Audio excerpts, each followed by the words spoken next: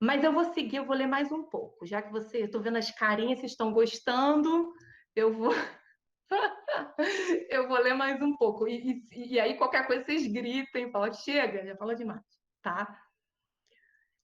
Aí eu segui Deleuze aqui, segui o rastro de Deleuze. Na escola, normalmente, a gente aprende que só se aprende de um jeito: sentado, na carteira, em silêncio, ouvindo o professor e olhando para a lousa. Aos poucos, vamos percebendo que o aprendizado não se reduz a um formato e se faz por diferentes caminhos. O aluno não espera o professor para começar a aprender. Isso é a fala da Sandra Coraza, maravilhosa também. A gente aprende o tempo inteiro, desde que nasce. Não só na escola, mas nos espaços que circulamos pela vida fora. Considero que aprender envolve deslocamento e transformação. Sair de lugares conhecidos e confortáveis e ir para lugares novos. Aprender é um processo que passa sempre pelo corpo, uma incorporação de algo que não me pertencia. Sendo assim, tem a ver com a criação de novos territórios e com encontros entre mundos singulares. Nesse sentido, o professor é aquele que acompanha processos de aprendizagem singulares de seus alunos. Deve-se ter cuidado para não atrapalhar o movimento de cada um, tentar compor com ele. Aprendemos por contágio e não pela conscientização, pela imposição de territórios, mas por uma experimentação ativa. Aí o conceito de experimentação volta aqui também, né, que eu estava falando para vocês. Educar é um encontro que modifica ambas as partes, alunos e professores. Talvez se aproximar do outro seja uma boa direção para iniciar esse encontro. Prestar atenção nas singularidades de cada um, observar sua natureza, seus movimentos. Caminhar a seu lado, perceber seu ritmo, sua respiração. Não há mapas para ensinar. Cada um aprende de um jeito. Por isso, não cabe um modelo de aprendizagem para todos. Os caminhos são sempre singulares e só se fazem ao longo do percurso. Não são dados a priori. Sendo assim, é importante que o professor possa sustentar um campo de instabilidade e incertezas, no sentido de que reconheça a impossibilidade de prever e controlar as aprendizagens de seus alunos. Ao mesmo tempo, deve confiar no potencial de aprendizagem de tudo que é vivo e estar atento às direções que seu corpo lhe indica, como uma bússola que dá orientações precisas. Acho que tá bom até aqui. Não, vou ler só mais um parágrafo, porque eu adoro esse texto, gente. Eu gosto muito dele. Afinal, como se aprende? Aprendemos andando, sorrindo, cantando, conversando, chorando, correndo, ouvindo, descansando, olhando. Aprendemos sozinhos e juntos com outras pessoas. Aprendemos mesmo quando não queremos, e a vontade de aprender não é garantia de que isso aconteça. Diferentemente do que se pensa de forma dominante nas escolas, os afetos e paixões facilitam o aprendizado. Hooks afirma que devemos confiar na presença do erótico na sala de aula, como uma contribuição ao processo de aprendizagem. Com certeza aprendemos muito mais quando as paixões nos convocam. E aí é isso. E esse trabalho com a poesia, né, Andréia? Fazendo aí uma conexão com a tua pergunta, né? Eu acho que esse trabalho traz isso, uma atenção às singularidades, de escolha, de expressão, né? Eu acho que traz essa viagem imprevista, né? De poder ir vivendo, né? Poder experimentando o que a poesia vai trazer, para onde que a gente vai. Então, é um pouco isso que eu fui trabalhando, né? Pois é, André. Pois é, Camila. Eu queria falar que, assim, eu tô aqui atenta, né? Tô escutando atentamente o que você tá falando. E, assim, tô muito emocionada porque você é uma pessoa muito querida, né? Então, assim, quando você traz as suas experiências, quando você traz a sua trajetória, aí isso assim me toma com uma certa emoção, né? Porque de uma certa forma a gente acaba participando dessa trajetória também, né? Eu sinto que sou parte da sua trajetória e você é parte da minha, porque é uma pessoa que eu gosto muito e quero muito bem, né? E aí eu estava escutando você falar a respeito do processo, né, das oficinas de poesia falada e da possibilidade de escolha dos alunos do poema, né? Que vocês distribuíam os poemas para os alunos, as letras de música, e aí os alunos podiam escolher aquilo que eles gostavam, podiam ler e podiam dizer porque gostaram e porque escolheram. E aí fiquei pensando assim, o quanto isso é importante e bacana, porque o Saussure ele dizia assim que as pessoas que dificilmente se fala alguma coisa diferente, que normalmente quando a gente fala sempre do mesmo, daquilo que já foi dito por alguém, né? E acho que a poesia ela é um pouco isso, né? É alguém que fala com muita propriedade alguma coisa que te cala muito fundo e te cala lá dentro do coração, né? Que você não escreveu porque você não é o poeta, mas que alguém conseguiu traduzir aquele sentimento que é exatamente aquilo que você pensa e sente. Então, assim, quando você fala desse processo, quando você fala dessa possibilidade de escolha, nossa, eu achei que isso é muito bacana, isso deve ser muito importante. E fiquei pensando o quanto isso é primordial para os nossos alunos, né? Para o aluno da escola pública, que no geral é um aluno com uma série de questões, né, uma série de atravessamentos aí, econômicos, sociais, e um aluno muito calado, né?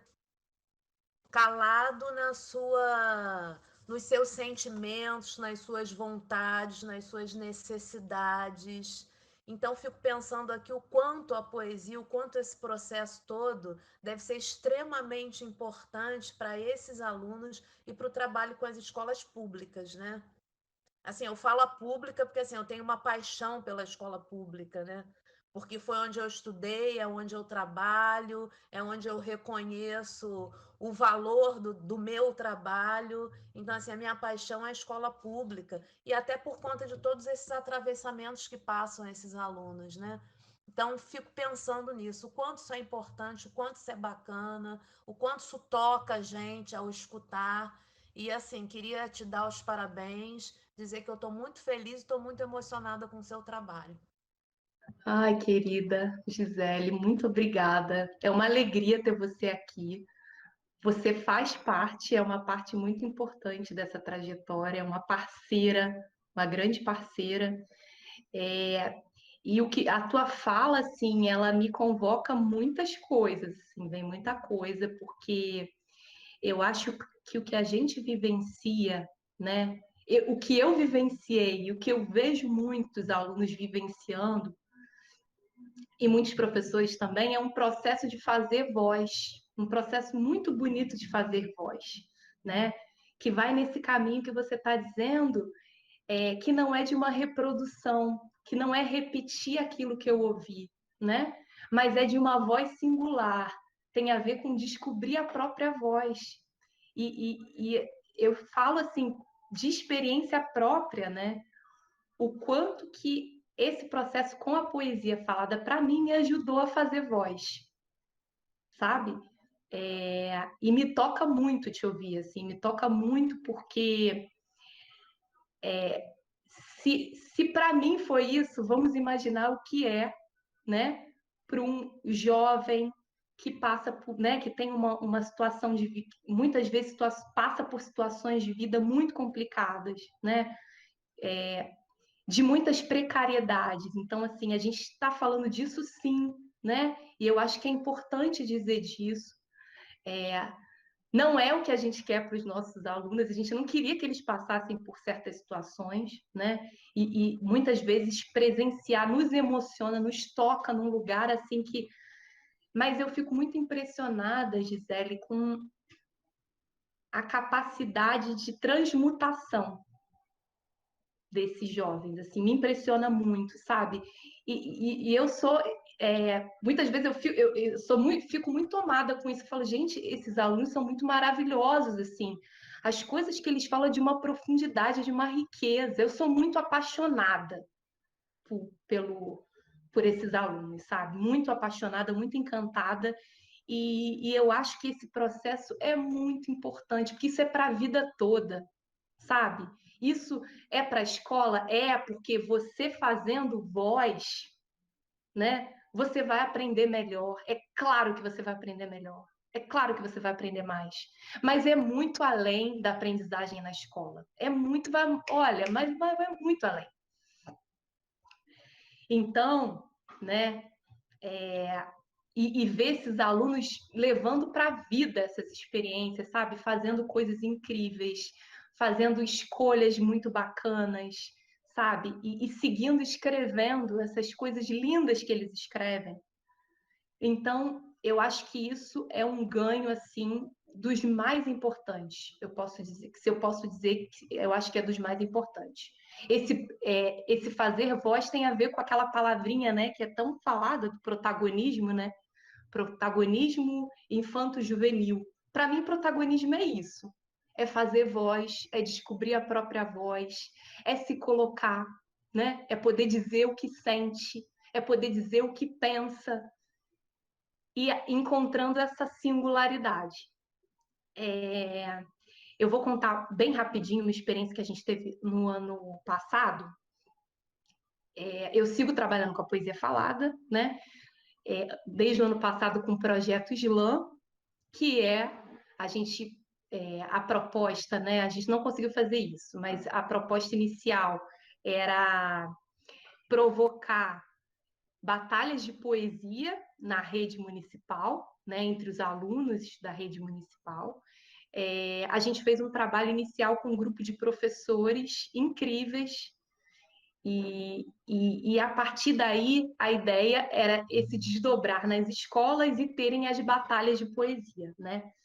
Veio a pandemia, a gente teve 2 encontros presenciais com esse grupo de professores, e depois a gente seguiu encontrando de modo remoto, falando poesia, falando sobre o Islã, né?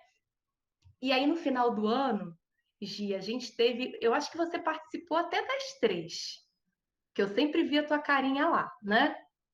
Então, é, a gente fez rodas de conversa poéticas, que a gente chamou de sarau virtual também, né?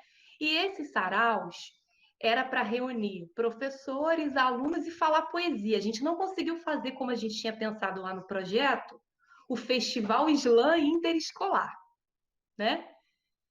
Mas a gente conseguiu fazer, o trabalho continuou, a gente conseguiu organizar, junto com os professores, essas rodas de conversa poética. O que eu queria contar para vocês as 2 primeiras, a gente, enquanto equipe, a gente é que coordenava, a gente é que conduzia. Então, a gente começava, apresentava, falava quem a gente era, ia chamando os poetas, né? A gente teve muita dificuldade de conseguir aluno para participar, então os primeiros teve uma participação muito pequena de alunos. E a terceira roda de conversa, a gente falou assim, cara, a gente não vamos nós conduzir, porque não faz sentido. O trabalho não é um trabalho de protagonismo, né? Como é que a gente é que vai conduzir? E aí a gente consegue, junto com os professores, um grupo de alunos para estar protagonizando, conduzindo todo o percurso. A gente tem alguns encontros com eles, fala um pouquinho da proposta e tal. E aí, no último, nesse sarau, que foi em dezembro, início de dezembro, foi uma experiência assim radicalmente diferente, porque começa e aí ficou um silêncio, né? Aquele silêncio era ao vivo no YouTube, E a gente, só que aí o que exigiu da gente? Exigiu a gente, enquanto equipe, enquanto profissional, lidar com a nossa ansiedade. Tipo, respira e não fala nada, você não vai falar. Isso falando de uma equipe que é todo mundo gosta de falar pra caramba, a gente brinca que é uma disputa por fala, todo mundo quer falar, todo mundo. E aí foi um exercício de não protagonizar, de não conduzir. E foi um exercício dos mais preciosos, porque eles apresentaram e apresentaram de um jeito lindo, lindo, lindo, incrível. Eles foram conduzindo, eles foram comentando sobre os poemas que foram falados. Muito mais interessante do que a gente, eles dão banho na gente, né? Tipo, a gente, né? Eles dão aula pra gente. E um menino teve uma fala, o Michael Douglas, que é um desses que eu sou apaixonada. Ele fala o seguinte: ele fala assim, cara, ele tava com muita vergonha, ele fala da vergonha dele. Ele fala, gente, eu tô me tremendo todo. Eu tô com muita, nossa, tô assim muito, sabe, muita vergonha, mas está sendo tão importante. Eu acho que das próximas vezes, se ele fala mais para o final do sarau, eu acho que das próximas vezes vai ser mais tranquilo. Até para fazer uma avaliação, uma prova, alguma coisa assim, eu já vou ficar mais solto, porque assim, eu já vivi isso. Eu já, né? Olha que exercício para a vida, né? E ele fala, esse menino é fantástico, ele fala da poesia, que a poesia, a escrita poética, ela é um band-aid. Ela é como um band-aid que você coloca naquela ferida que você tá. Então, você tá com uma ferida, você vai lá e escreve. É como se fosse um band-aid ali a proteger aquela ferida. Eu achei isso tão bonito. A gente ficou, né, enlouquecida com ele. Então, eu tô te contando isso assim para dizer que esse é o objetivo do nosso trabalho esse fazer voz, esse protagonismo, né? É esse encontrar a própria voz. Então, achei perfeita a tua fala, e aí eu vou lembrando de várias situações que a gente viveu nesse trabalho que vão nesse caminho. Do aluno é que vai, né, dizer, o aluno é que vai protagonizar e vai conduzir um processo, né? Acho que é isso. Eu me empolgo aqui, dá calor, começa a se mexer. E como isso é importante, né, Camila? Muito, Vi, muito importante. Camila. Oi. Deixa eu só acender a luz aqui, que tá uma escuridão. Peraí. Também vou acender a minha. Um minuto. Priscila, a gente se conheceu, acho que foi numa manifestação, né?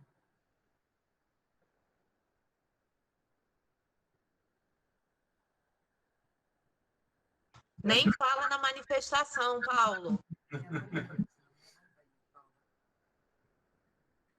Pois é. Está fechado o microfone. Saudade, Paulo, de uma manifestação. Também. A gente está impossibilitado, né? Nossa. Ontem estava falando aqui no show, né, que por mais que a pandemia nos obrigue, né, a isso tudo, a ficar de quarentena, etc., etc., é claro que a gente vai ficar nesse sentido fazer, né? Mas eu digo com aquela proibição de a gente colocar para fora.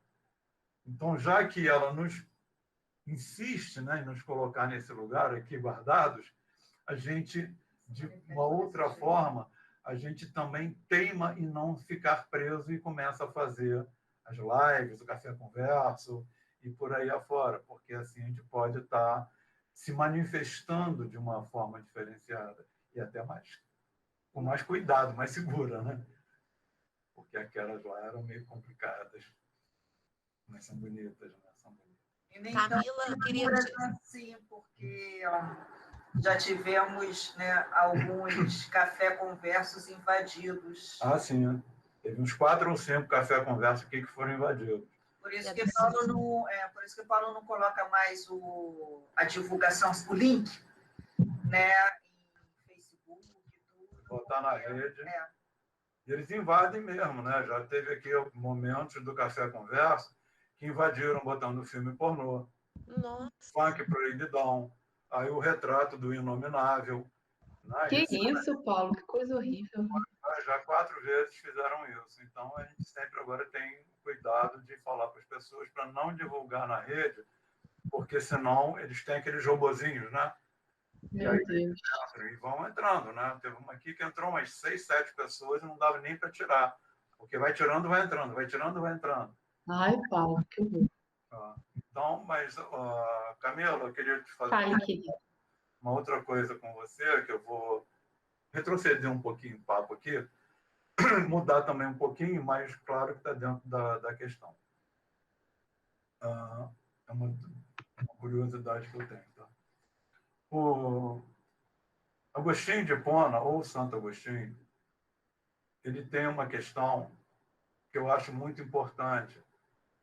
Ele faz uma anamnese, não uma anamnese nesse sentido da anamnese que a educação também faz da vida do aluno, né? Ou na medicina, que vai fazer a anamnese lá do paciente.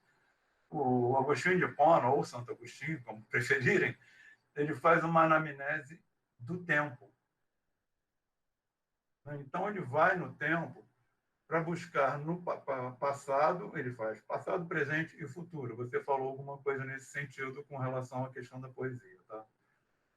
Então, ele vai, no passado, ele vai fazer uma anamnese do tempo passado, partindo de quê? Se o tempo passado já era, né?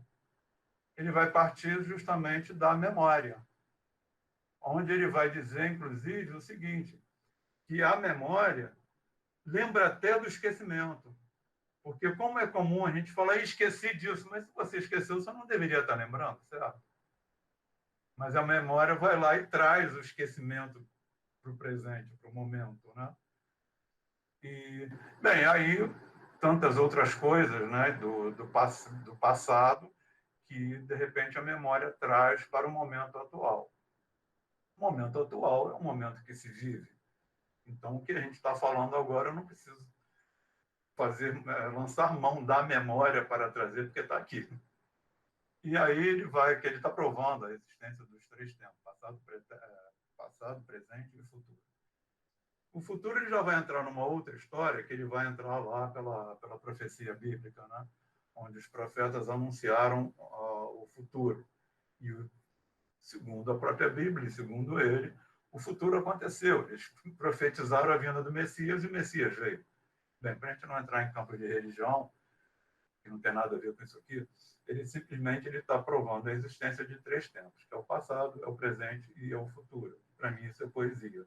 E, como você disse, a poesia vai buscar lá o que foi, o que é e o que será. Tá, então, o Santo Agostinho ele tem essa situação, ele tem essa questão. Aí a gente vai pular de Santo Agostinho, a gente vai pular agora para alguns séculos mais atrás, na verdade, atrás, não séculos antes, para chegar em Platão no mito da caverna, onde aí esse mito é conhecido, né? Mas onde o Platão acaba com o plano das ideias criando um dilema, que é o dilema do cara que saiu das correntes, ele para de ver as sombras, sai e vê o real. E quando ele vê o real, aí surge o dilema. Ele quer voltar e contar para os amigos que aquilo que eles estão vendo nada mais é do que uma cópia, são sombras. Que a verdade, a realidade está lá fora. Se ele voltar, as pessoas não vão acreditar. Vão achar que ele está maluco. E se ele quiser tirar, né, levar na força para mostrar que aquilo ali é uma fantasia e o real está lá fora, evidentemente, os prisioneiros ainda não vão aceitar aquilo como uma realidade. A questão em Platão é que, para Platão, lá no mito da caverna, é o plano das ideias. A ideia para Platão é um outro nível, né? A verdade é aquilo que está na esfera celestial, né? É a luz, realmente. É a metafísica.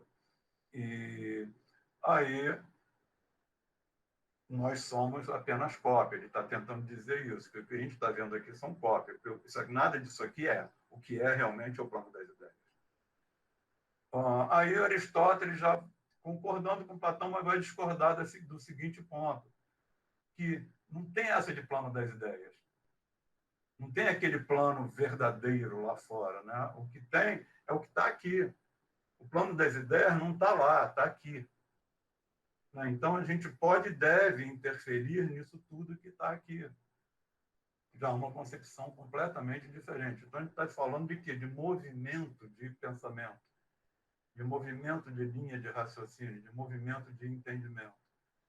E isso aí vai se dar de que forma? Claro, com a observação, com todo esse histórico que Santo Agostinho vai dizer depois, que é o plano das memórias, da memória, e a memória vai buscar lá coisas que a gente já vivenciou, e daí, no presente, a gente vai processar tudo isso para projetar na poesia. Ou de outra forma. Estou falando de poesia porque eu sou poeta. A gente não está falando aqui de ciência, a gente está falando de literatura e, fundamentalmente, de poesia e de educação. Então, o que eu quero perguntar a você? Beleza, eu já li vários textos seus, a gente já conversou muito, mas eu acho que a gente nunca falou, pelo menos, a minha memória não está captando isso, tá? Você ainda não colocou para a gente como é esse processo da produção, da criação em você. Você traz coisas da memória, como é que você capta todo esse universo de coisas que você traz para a gente? O Paulo, das experiências, você diz do livro, que eu narro no livro? Geral. Tá, tá. Eu viajei na tua fala, assim, algumas coisas, fui anotando algumas coisas aqui, eu adoro isso, né, de viajar, de navegar nesse campo que você está trazendo, né, e eu acho que a conversa ficou muito interessante. Primeiro, em relação à memória, me vem de cara uma frase da Adélia Prado, né, que diz que a memória ama, fica eterna. E eu acho que é muito por aí, né? Eu acho que até o processo de decorar a poesia, né? A Giovana, que é professora da Casa Poema, ela falava isso. Não é a palavra decorar, ela vem do decor, né? Do latim decor, que é passar pelo coração, né? Então eu acho que a memória, né? Tem muito um caminho, eu acho que tem um caminho que é muito por aí, né? Então, assim, as experiências que eu narro no livro, né, tem muito disso que ficou marcado para mim, né? Então, eu vou destacar alguns pontos, e é claro, por exemplo, que se fosse a Júlia, né, a Eliane ou a Andréia, elas trariam outros pontos, né? Trariam outras. Então, de caras que eu já coloco isso no livro, assim, olha, eu estou falando aqui de um olhar, né, de uma experiência, é, de forma nenhuma levantando uma bandeira de que a poesia é uma panaceia, que a poesia falada é uma panaceia que serve para todos e todos os lugares, em qualquer lugar. Não faço essa defesa de maneira nenhuma, eu falo de um encontro, né, de um encontro singular, que tem tudo a ver, que você estava falando, do mundo das ideias em Platão, que eu não gosto muito do Platão, não, assim. Eu não gosto desse negócio de cópia, estudei um pouco isso na faculdade, mas eu acho que isso é um grande engodo, que, na verdade, assim, enquanto a gente está pensando no mundo das ideias e das cópias, o que é verdadeiro, o que é original, o que não é, eu acho que a gente perde as intensidades do chão, que é o que eu não quero perder, sabe? Eu acho que tem tanta coisa bonita que acontece, né? Tanta coisa dura e bonita, eu não digo só coisas alegres. Acho que é importante dizer isso. Eu não falei disso, mas eu quero marcar isso. Bonito não é só aquilo que é alegre, que é leve, sabe? Esse trabalho que a gente faz afirma a beleza no que ela, no genuíno, no que ela é, sabe? E a dor, ela pode ser bonita dependendo do modo como ela é olhada, ela é cuidada, ela é expressada. Então, isso já é um ponto de virada, né? Não precisa ser alegre, sempre feliz para ser. A beleza não está aí, só aí, né?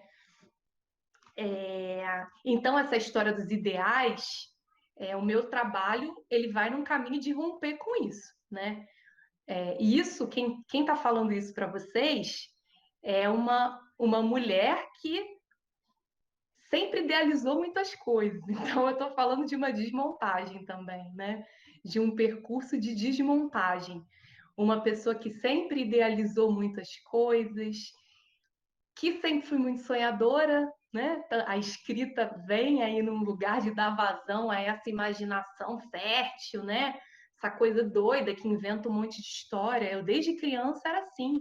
Vivia num mundo de muita fantasia e muito sonho, e criando história, inventando personagem, criando inícios, de meios e fins, finais felizes sempre, né? Claro, muito romântica.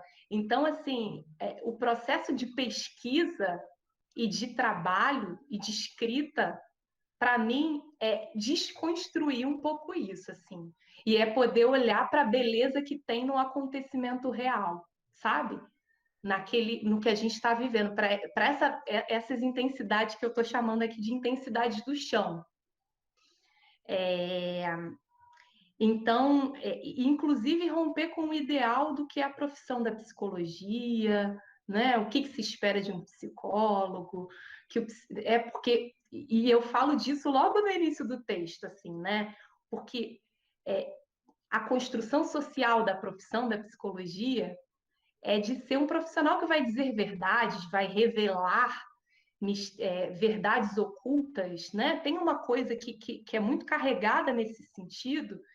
E o meu caminho foi de desconstruir isso, assim, de poder trazer coisas do que eu estou sentindo, do que eu estou percebendo naquele momento, né? Mas que de forma nenhuma eu vejo como verdades e como, né? Eu acho que tem aí uma desconstrução também desse modo de ser psicóloga, né? E eu falo muito isso nesse primeiro texto,